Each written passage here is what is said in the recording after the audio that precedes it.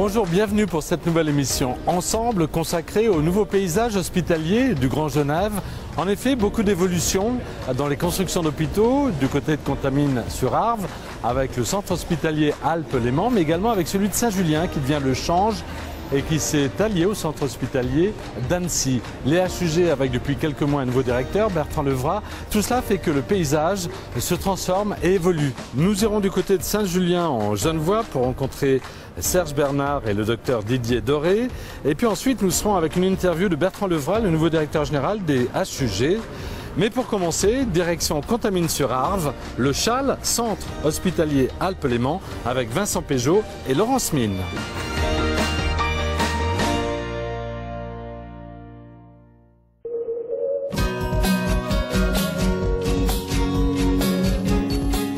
Voilà, on fait atterrir les hélicos ici. Le H comme hélicoptère, mais comme hôpital. Nous sommes au centre hospitalier, au CHAL, centre hospitalier Alpes-Léman. C'est un centre hospitalier qui est installé à Contamine-sur-Arve, c'est juste à côté de Bonn. Et il remplace l'établissement de Bonneville et celui d'Annemasse qui a été démoli. Ainsi, nous avons depuis 2 ans un nouveau centre hospitalier dans la région, dans cette France voisine de Genève, d'exception.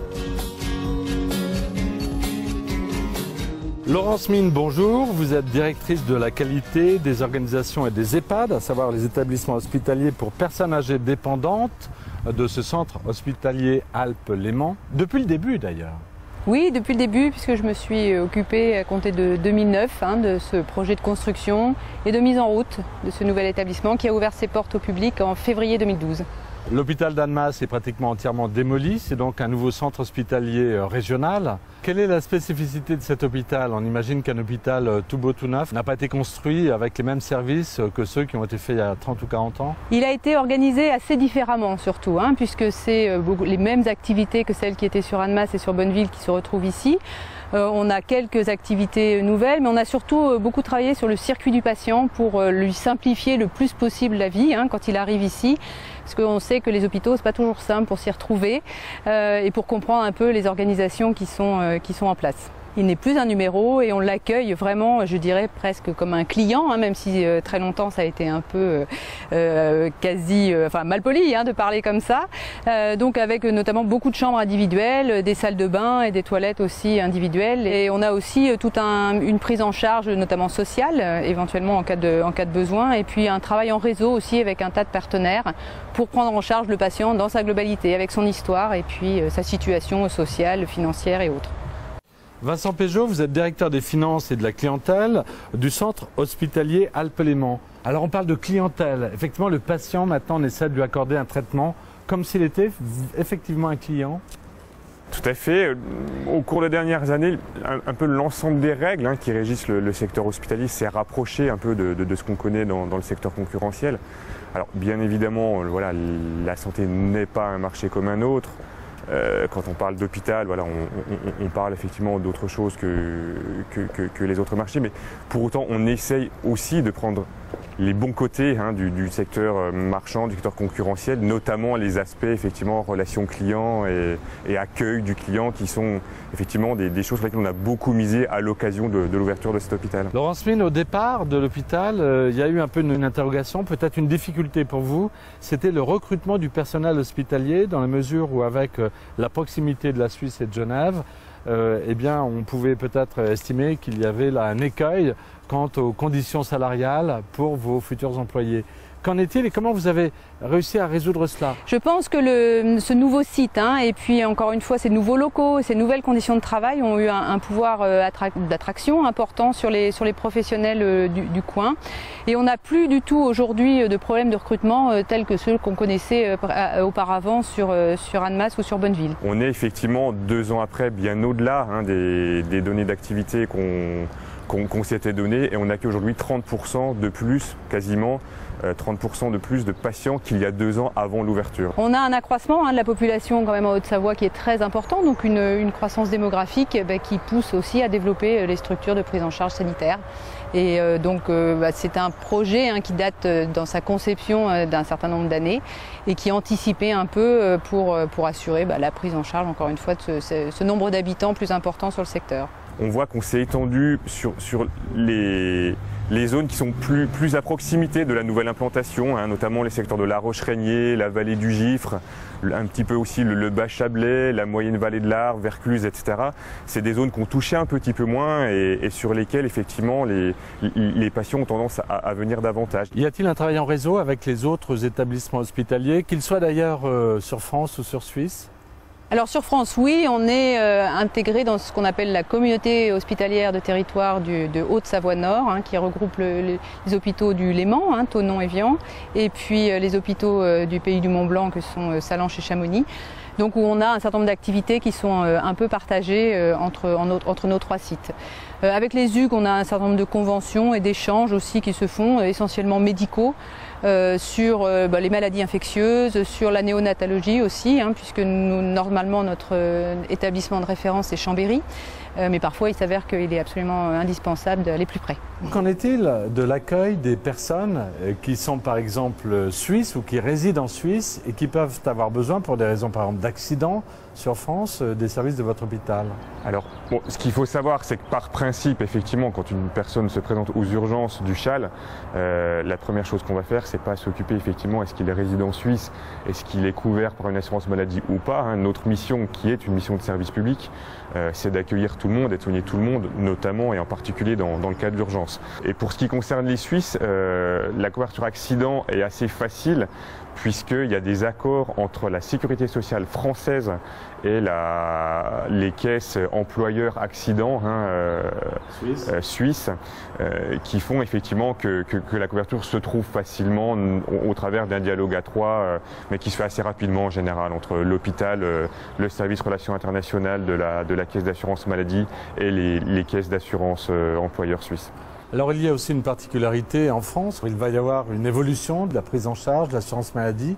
Ça veut dire quoi pour vous et pour les patients en relation avec l'hôpital? Alors pour nous, en tout cas du point de vue du CHAL, on a du mal effectivement à en tirer toutes les conséquences a priori parce qu'il n'y a pas de base épidémiologique en Suisse, comme on l'a d'ailleurs en France, qui nous permette de bien considérer le volume que ça représente de soins qui se font aujourd'hui effectivement en Suisse. Donc on sait qu'effectivement on aura certainement une augmentation d'activité du fait que cette patientèle ne pourra plus forcément facilement avoir accès aux soins côté suisse. Cette polémique est étonnante parce que c'est comme si tout à coup les frontaliers estimaient que les hôpitaux peut-être sur France sont moins valables que ceux qui seraient sur Suisse. Ils se disent mais pourquoi on n'a plus le droit aux soins en Suisse? Ça vous étonne ça? Ça vous attriste un peu? Alors ce qu'on constate déjà en premier lieu, c'est que la patientèle frontalière, elle a plus que doublé, elle a presque triplé d'ailleurs depuis qu'on est au CHAL. Donc ça veut dire que le CHAL, nonobstant ces changements d'assurance maladie chez les frontaliers, est devenu une structure attractive du point de vue de la patientèle, y compris celle qui avait le choix jusque-là entre se faire soigner en France et en Suisse. Donc c'est plutôt une bonne chose pour nous. La deuxième chose, c'est, voilà, même si le classement est un petit peu vieux, le seul classement à valeur un petit peu internationale qui existe sur la qualité des hôpitaux, il a été fait par l'OMS dans les années 2000, au début des années 2000. Il avait placé le secteur hospitalier français en première position mondiale. Donc voilà, je ne crois pas que la France ait à rougir de la qualité de la prestation hospitalière qu'elle offre à ses résidents.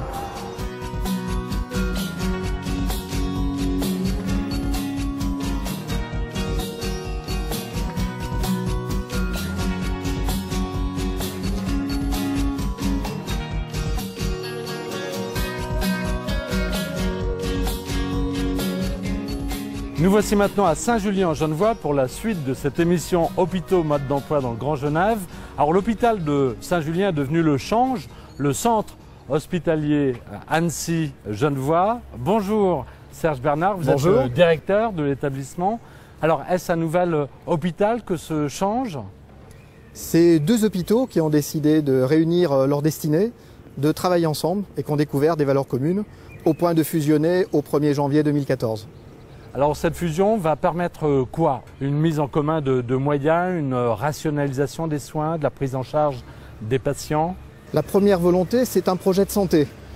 Donc c'est faire l'analyse que ce territoire élargi du centre hospitalier Annecy-Genevois doit justifier de tous les besoins de sa population présente et à venir. Et deuxièmement, le faire sur un corpus de valeurs auquel nous sommes l'un et l'autre attachés. La qualité des soins, la performance, l'efficience et l'accueil. L'avantage pour les patients, c'est d'abord de pouvoir retrouver une offre de proximité complète. Et le deuxième avantage, c'est qu'à travers cette clé d'entrée sur Saint-Julien, le change offre aussi toutes les activités de recours. Et ça, c'est quelque chose assez rare, y compris en France. Docteur Didier Doré, vous êtes le président de la commission médicale d'établissement du change. Alors justement, quel changement pour le change avec ce rapprochement entre Saint-Julien et Annecy? La volonté médicale, c'était d'avoir un projet d'abord médical qui construise le projet d'établissement. Donc l'ensemble des spécialités sont mises autour de la table, une par une, pour essayer de construire un projet de prise en charge du patient dans chacune des spécialités, avec l'impératif d'assurer les soins de proximité quand il y a la nécessité de la proximité et d'organiser les soins de recours quand il y a la nécessité d'un recours spécialisé. Ça veut dire que vous êtes un hôpital de proximité, mais vous bénéficiez de l'hôpital d'Annecy qui se présente comme plus pointu dans différents domaines? Voilà, c'est ça. On a le recours qui est maintenant, au lieu d'avoir des conventions avec d'autres établissements, on a une organisation médicale et soignante autour qui permet d'avoir une prise en charge de plus en plus homogène sur toutes les spécialités. C'est l'avenir de l'hôpital, ça? Un établissement de proximité, puis après des établissements de spécialité en réseau? Oui, avec la nécessité aussi, en plus de l'hôpital de proximité, d'avoir plus de liens avec les spécialistes de ville ou les généralistes qui réalisent l'adressage des patients à un point d'entrée du parcours et que le parcours soit organisé autour du patient avec l'ensemble des critères de qualité, de respect des protocoles qui sont les mêmes sur Saint-Julien et sur Annecy dans un grand nombre de spécialités. Sachez qu'au jour d'aujourd'hui, le change est sans doute un des établissements de Rhône-Alpes à avoir développé le plus de coopération. Plus de 300 actes juridiques de coopération. Le deuxième volet, c'est le lien effectivement avec les sites extérieurs, les grands sites universitaires, naturellement les hôpitaux universitaires de Genève, sur lequel notre action principale a porté précisément sur les secours aux soins d'urgence sur la zone frontalière. Comment ça se passe justement pour la prise en charge des patients? Si on est frontalier, qu'on est français, qu'on cotise sur Genève, comment on peut être pris en charge pour des soins ici, côté France, mais également pour les Suisses qui vivraient dans la région? Comment sont-ils pris en charge à la fois dans l'urgence, mais peut-être aussi pour des soins plus longs? Sur un plan sociologique, les populations versant suisse ou français sont normalement attachées à leur offre nationale. Et donc de ce point de vue, il n'y a pas d'élément de bouleversement par rapport à ces données de base. Concernant la population transfrontalière, il y a un élément qui va changer. C'est effectivement le régime de sécurité sociale qui va leur être étendu. Pour ma qui va part, leur être imposé, notamment pour ceux qui cotisaient uniquement côté suisse, qui étaient des Français frontaliers travaillant en Suisse. La loi française, effectivement, va être appliquée à tous les Français. Mais mon propos, c'est juste de dire, c'est sans doute l'occasion pour eux de redécouvrir la qualité de l'offre française. Parce que quand on ne la fréquente plus, naturellement, on n'en a pas d'opinion. Et parfois, des opinions fausses, voire péjoratives. C'est sûr que la qualité, elle peut être exprimée par le niveau d'expertise universitaire, mais l'expertise universitaire n'est pas toujours nécessaire pour bien prendre en charge une pathologie assez standard, qui nécessite un suivi chronique, et pas forcément un niveau d'expertise avec le niveau universitaire de référence. Donc je pense qu'on a des atouts à défendre en termes de qualité humaine de l'accueil et de niveau de prestation médicale, puisque les équipes médicales à terme sont destinées à travailler aussi bien sur les sites de Saint-Julien que d'Annecy.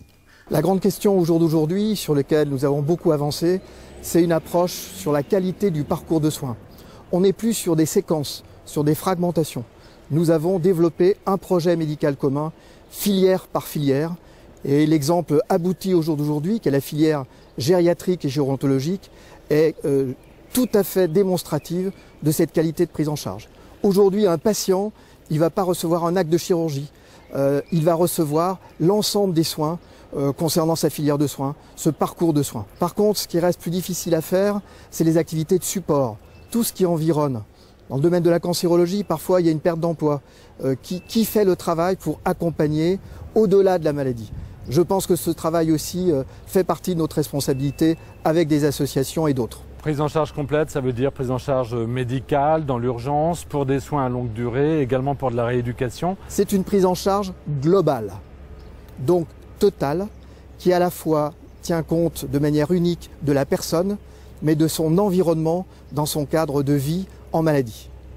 Pour nous, ça fait partie des qualités d'accueil du patient. Non seulement on doit offrir un soin de qualité, mais aussi une prestation hôtelière de qualité. C'est un des enjeux du programme de rénovation sur le site de Saint-Julien, avec les deux axes prioritaires qui sont la réfection du service de maternité et des salles d'accouchement qui sont en train d'être réalisées, et puis la réfection aussi du bloc opératoire et de la chirurgie ambulatoire, puisque ça sera les axes de développement de l'activité chirurgicale sur le site de Saint-Julien.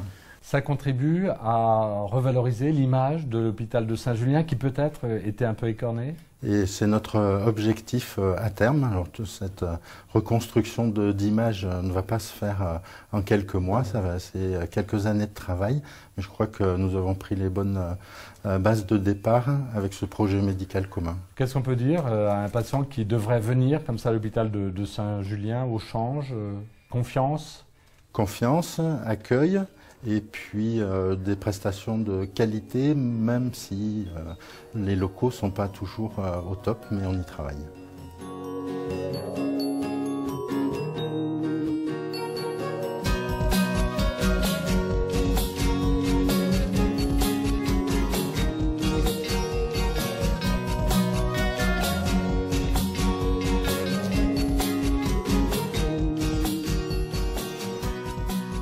Bertrand Levrat, vous êtes le directeur général des HUG. Comment vous voyez aujourd'hui le paysage hospitalier dans le Grand Genève, dans cette région transfrontalière? Alors à la fois très dynamique, parce qu'un certain nombre d'infrastructures se développent, et puis je dirais en construction par rapport à un certain nombre de choses que nous mettons en place pour avoir, je dirais, une meilleure réponse en termes de circulation des patients, et puis de pouvoir compter sur nos forces et les additionner plutôt que les diviser. Donc je suis globalement très positif.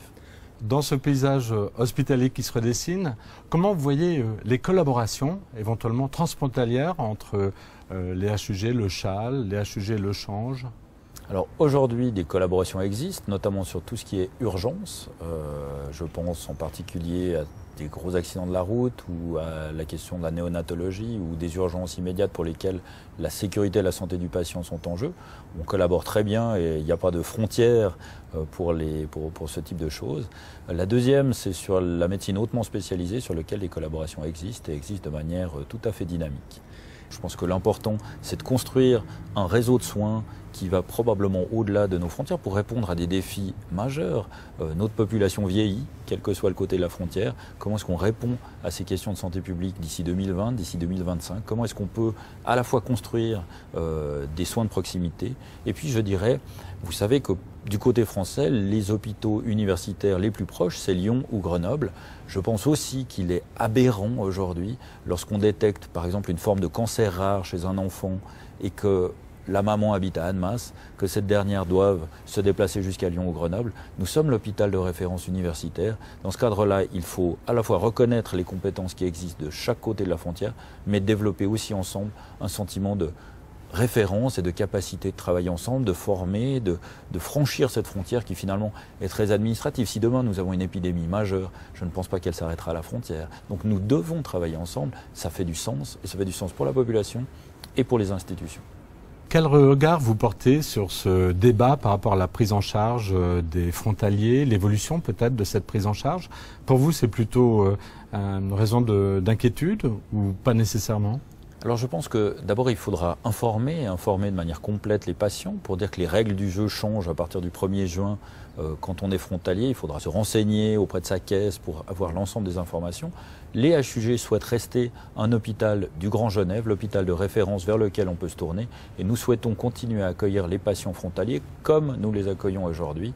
Et je crois que dans ce cadre-là, il y a des discussions en cours et je comprends les velléités, je dirais les souhaits d'utiliser aussi des infrastructures très performantes qui existent du côté français. Je pense que c'est important de le relever. Mais je crois que l'hôpital de référence pour les choses aiguës, il y a là une opportunité d'encore mieux travailler ensemble et de construire la région. Cette région transfrontalière prend tout son sens quand il s'agit de recrutement de spécialités ou de techniciens spécialisés. Alors lorsqu'il s'agit de choses et de compétences très pointues, on va les chercher dans l'Europe entière. Parce qu'aujourd'hui, on sait qu'il y a des pénuries de médecins. Pour être l'hôpital de référence, pour être un hôpital qui est classé parmi les 100 meilleurs hôpitaux du monde, eh bien nous avons des gens qui viennent d'Allemagne, du Portugal, de France, d'Espagne. Je crois que la compétence, c'est ce qui prime et c'est ce qui prime quand on est patient. Il y a de plus en plus de fonctionnement en réseau entre hôpitaux, on le voit notamment avec celui de Lausanne, mais pas seulement. Comment vous voyez les spécialités développées au HUG? On va dans quelle direction? Alors on essaye, je dirais, en tant qu'hôpital universitaire, on a 3 missions. La première, c'est soigner, bien sûr, mais la deuxième, c'est enseigner et chercher. Dans le cadre de ces 3 missions, on essaye d'être à la pointe, non pas dans tous les domaines, mais plutôt de chercher à répartir certaines spécialités et d'être bon dans la majorité des domaines, en tout cas d'être l'hôpital de référence de la région. Et en tant qu'hôpital de référence de la région, d'essayer de répondre à l'ensemble des citoyens du Grand Genève. Sur des domaines pour lesquels il y a un besoin d'infrastructures et de spécificités très particulières. Je pense en particulier, si je prends Genève-Lausanne, les transplantations cardiaques se font à Lausanne, les transplantations rénales se font à Genève. C'est une collaboration qui existe depuis une dizaine d'années. On a les équipes et les spécialités. Après, le changement de paradigme, c'est qu'au lieu d'avoir des sites organisés autour des médecins, on a des réseaux organisés autour des patients. Et là, ce sont les médecins qui se déplacent, les équipes qui peuvent se déplacer, et non pas les patients qui doivent bouger d'un hôpital à l'autre. Et dans ce cadre-là, je pense en matière de pédiatrie notamment, nous sommes en train de développer des collaborations, en particulier avec Lausanne, pour avoir des médecins qui apportent leurs expertises et la complémentarité des forces, plutôt que d'avoir les patients qui doivent se déplacer avec leur famille. Je rappelle que Genève a une chance extraordinaire aussi avec le campus biotech qui va se développer dans les années qui viennent et qui va permettre d'être le centre de référence européen et quasiment mondial sur le cerveau et la recherche sur le cerveau, et qui dans ce cadre-là donnera aussi des pistes d'action sur la médecine personnalisée. Donc la médecine de demain se construit aussi dans ce Grand Genève, entre Lausanne, Genève et les hôpitaux qui nous entourent. Je crois qu'on a vraiment des compétences rassemblées ici qui nous permettent d'être très optimistes. Voilà, c'est déjà la fin de cette émission et un grand bravo à tous ces collaborateurs des hôpitaux de la région du Grand Genève qui collaborent pour nous apporter les meilleurs soins et les meilleurs services. Avant de nous quitter, je vous indique juste ce livre. Il s'agit de Voyage au cœur de l'hôpital. L'hôpital, bien sûr, ce sont les HUG, les hôpitaux universitaires de Genève. Et c'est un livre qui a été publié à l'occasion du départ de l'ancien directeur Bernard Gruson. Il est publié aux éditions du Tricorne. Et il nous donne l'occasion de faire le point sur l'évolution des pratiques médicales et hospitalières depuis une quinzaine d'années. À bientôt pour une prochaine émission Ensemble.